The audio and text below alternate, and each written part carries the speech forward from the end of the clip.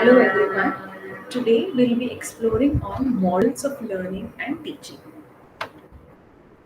Now we have several or different kinds of learning and teaching model, and among those in your syllabus we'll be exploring on walk model, Sudbury model, Cope's model and discovery learning model. And today our focus would be on understanding what is a walk model of student learning.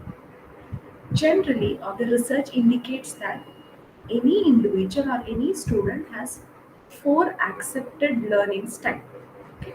Now, it depends upon one child to another which learning style is applicable for them or what is their particular or specific learning style based on which they are able to perform better. There are four learning styles according to Walk model: visual learning, auditory learning, read and write, kinesthetic learning style. And this model was given by Neil Fleming.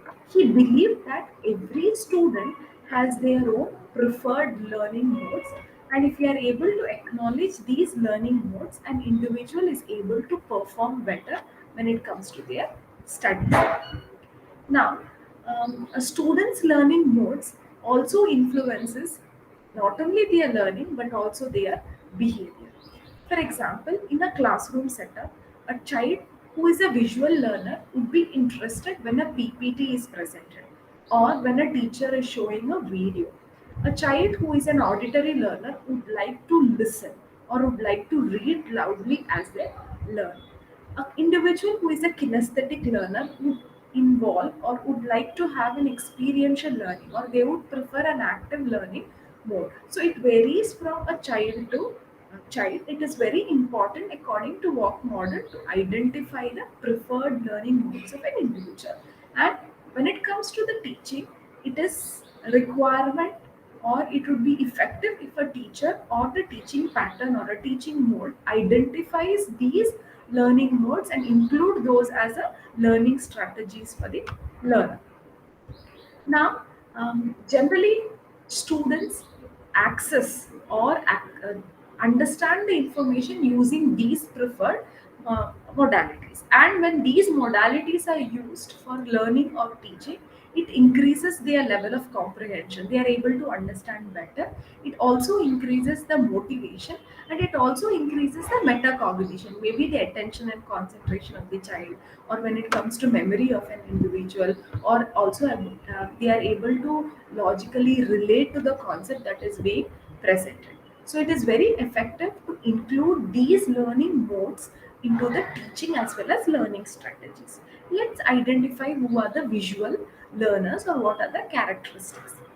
A dominant visual learner would learn by seeing. As I mentioned earlier, they would prefer watching a video, they would prefer watching a PPT, and they also would like to have a quiet places. They would like to have lot of colors, as you see in this image itself. Multiple colors, highlighters, underlining. They would like to make handouts, use charts, use videos as they learn. Now, some of the learning strategies when it comes to visual learners are using highlighters. You can have flashcards, flow chart. You can also use mental imagery. You can connect the concept with the images. Okay. You can also have diagrams, pictures, symbols. We may also see that people who are visual learners, they tend to doodle a lot as they are uh, learning. So these are the learning strategies when it comes to visual learners. They also would like to prefer having a visual reminders rather than having a black and white written one. They prefer a color code, or you can see them having a lot of stick notes around. Or they may also tend to use mind maps, flow charts, diagrams, something which we see common. Then we have auditory learners. As the word itself identified, they like to learn or they would prefer learning through listening. So these individuals may prefer having music in their background, or they would like to read aloud, or you can also see them prefer learning in a group discussion, or they would like to learn from their friends, or they make this musical jingles when they are reading.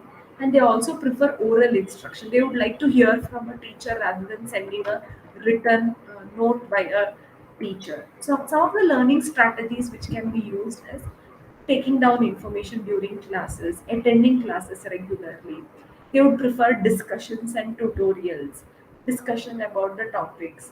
It can be from the teacher or it can be also from the classmate. They would prefer recording the classes. They connect the concept with the stories, jokes, incidents. Okay. And even if there are pictures, they would like to have some subtitles around the pictures. And they would also like to take notes every time they would like to listen. So, in today's class, we explored on walk learning model. Then, under walk learning model, we explored on the visual learning pattern as well as auditory learning pattern. What are the characteristics to identify a visual learner and an auditory learner, as well as identifying what are the learning strategies that can be used to enhance the study skills of an individual or enhance the academic performance of an individual or the learning ability of an individual using visual strategies as well as auditory strategies. Thank you.